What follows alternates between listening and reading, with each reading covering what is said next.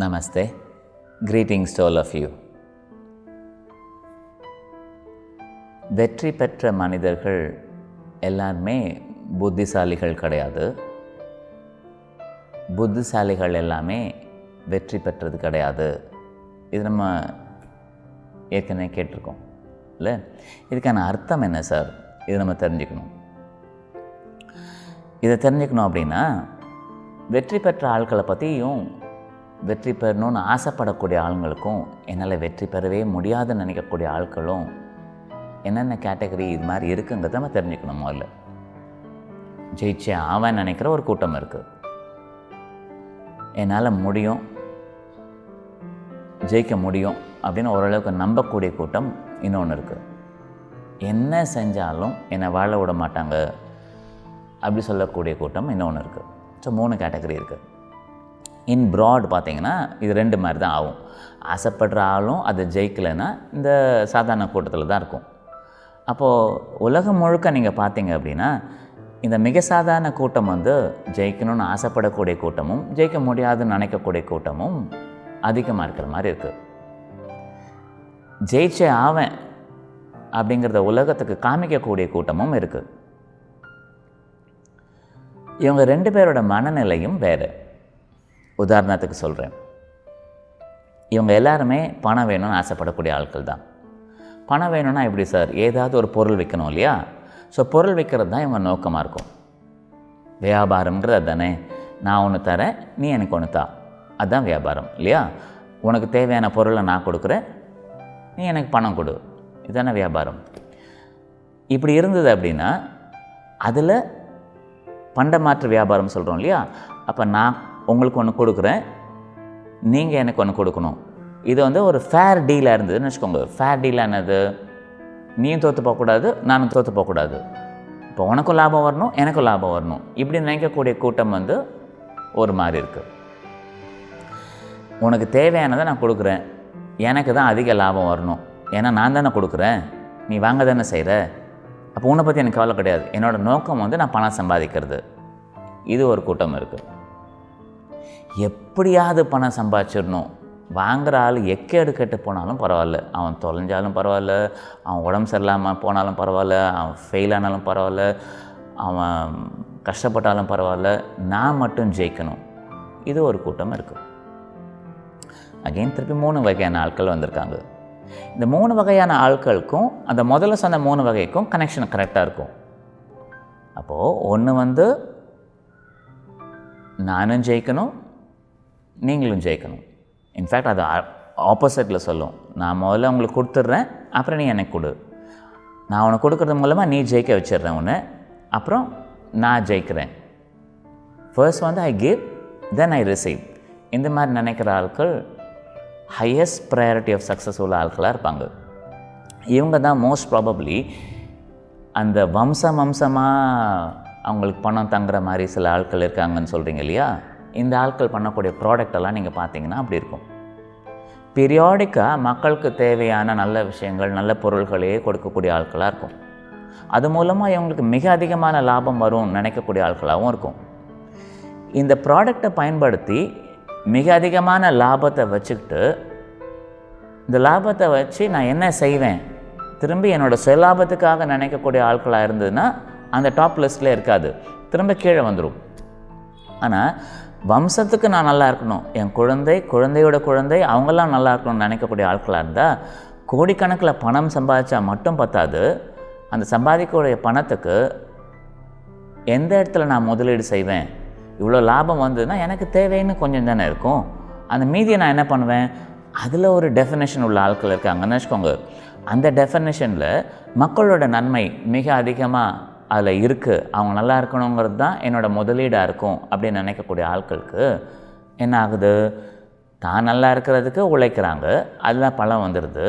தன்னோட வம்சம் நல்லா இருக்கணும்னு நினைக்கிறதுக்கு, உலகம் நல்லா இருக்கணும்னு நினைக்கக்கூடிய ஆட்களாக இருந்துட்டாங்கன்னா அது வம்சமாக நல்லா இருக்கிற மாதிரி பேட்டர்ன் வந்துடும்.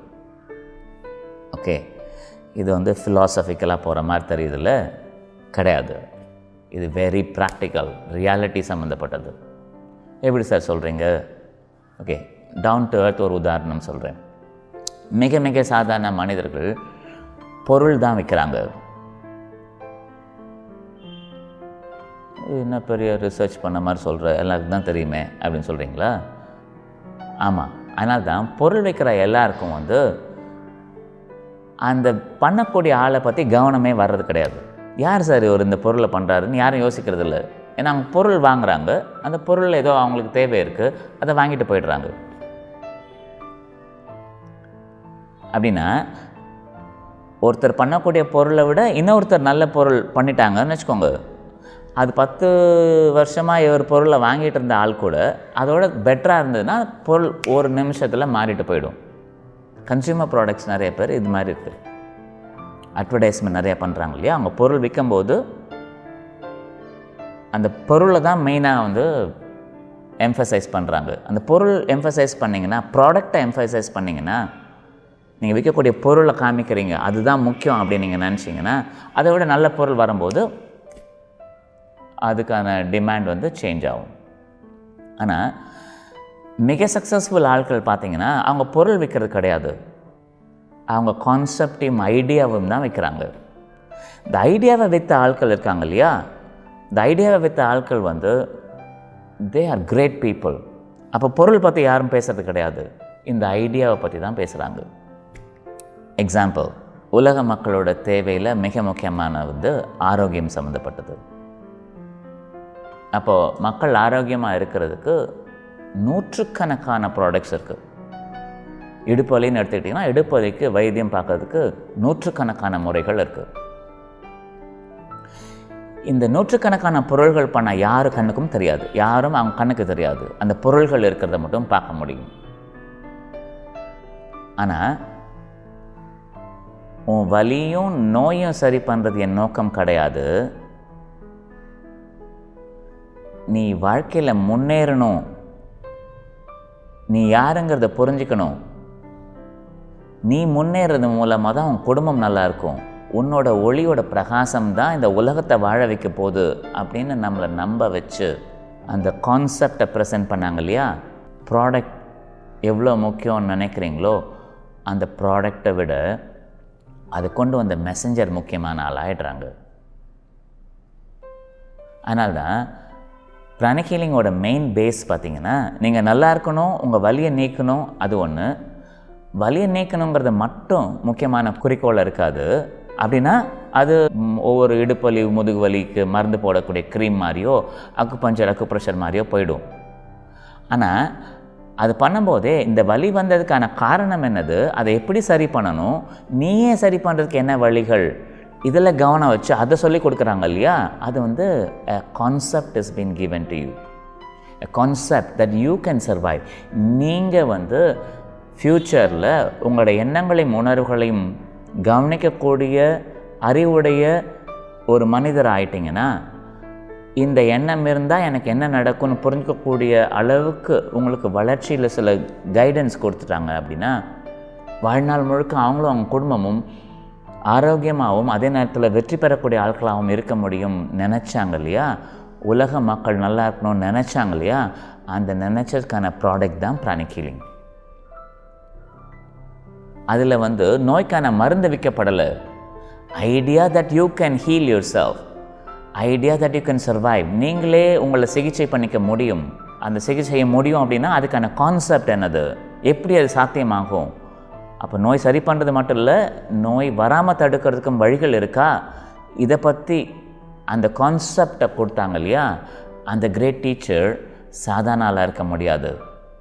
உலகம் இருக்கிற வரைக்கும் அவங்க ஐடியா, அந்த கான்செப்ட், உலக மக்கள் நல்லா இருக்கணும்னு நினச்ச அந்த கான்செப்ட் உலகம் இருக்கிற வரைக்கும் அவங்க பேரும் அவங்க நினச்ச எண்ணமும் வாழும். இது ஒரு உதாரணமாக எடுத்துக்கோங்க. இது தொடர்புடைய பல வீடியோஸில் நீங்கள் ஜெயிக்கணும்னா என்ன மாதிரி ஐடியா க்ரியேட் பண்ணணும் அப்படிங்கிறது நான் தெளிவாக சொல்கிறேன். நமஸ்தே. Greetings to you.